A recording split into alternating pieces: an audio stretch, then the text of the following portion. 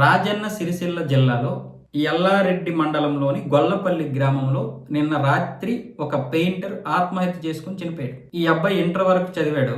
అబ్బాయి పేరు ఏమొచ్చేసి వంశీ. పిట్ల బాలయ్య భారతీ దంపతులకు ఏకైక కుమారుడు వంశీ. ఈ అబ్బాయి ఇంటర్ వరకు చదివేసి ఆ తర్వాత మానేసి తన యొక్క బ్రతుకు తెరువు కోసం పెయింట్ వృత్తిని ఎంచుకొని పెయింట్ వేసుకొని మంచిగా బ్రతుకుతున్నటువంటి ఈ అబ్బాయి నిన్న గురువారం రోజు రాత్రి ఇంటికి వచ్చి మొత్తానికి ఏదో పురుగుల మంది ఏదో తాగేసి ఆత్మహత్య చేసుకున్నాడు. దీనికి బీఆర్ఎస్ వాళ్ళు ఒక లెటర్ చూపించారు.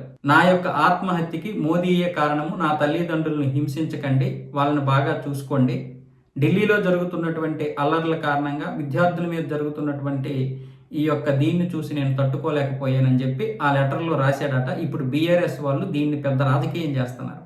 మనకి కనీసమైన మెదళ్ళు ఉండాలి, కనీసమైన మెదళ్ళు ఉండాలి. అబ్బాయి దేనికోసమైనా ఆత్మహత్య చేసుకోవచ్చు.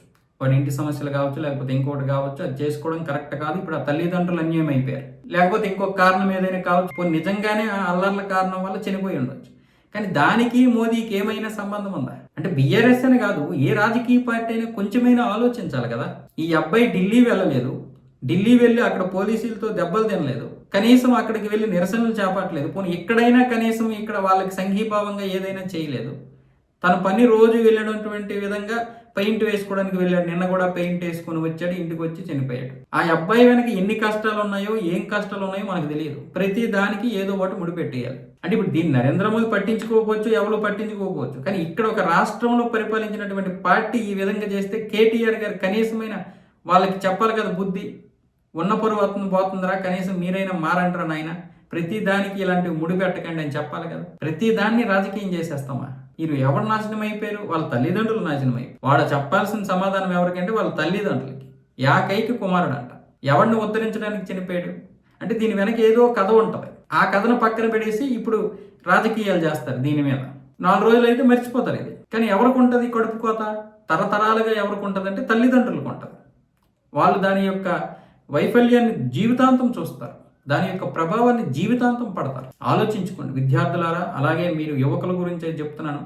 ఆత్మహత్య మాత్రమే పరిష్కారం కాదు. ఎవడో మిమ్మల్ని ఏదో ఇచ్చేసాడని, రెచ్చగొట్టాడని, లేదా ఇంకేదో మాట్లాడాడని కూడా మీరు దాన్ని చేసుకోకండి.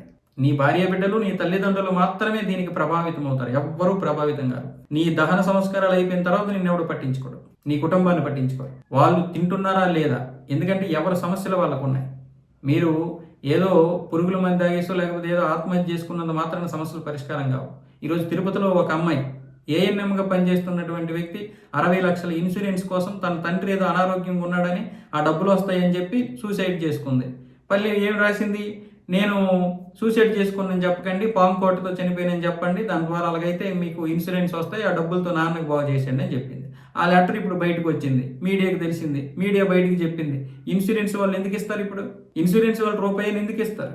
నువ్వు దేనికోసం ఆత్మహత్య చేసుకున్నావు అది కూడా నెరవేరలేదు. అంత జడ్డోలుగా ఉన్నారు మీరు ఒక్కొక్కరు.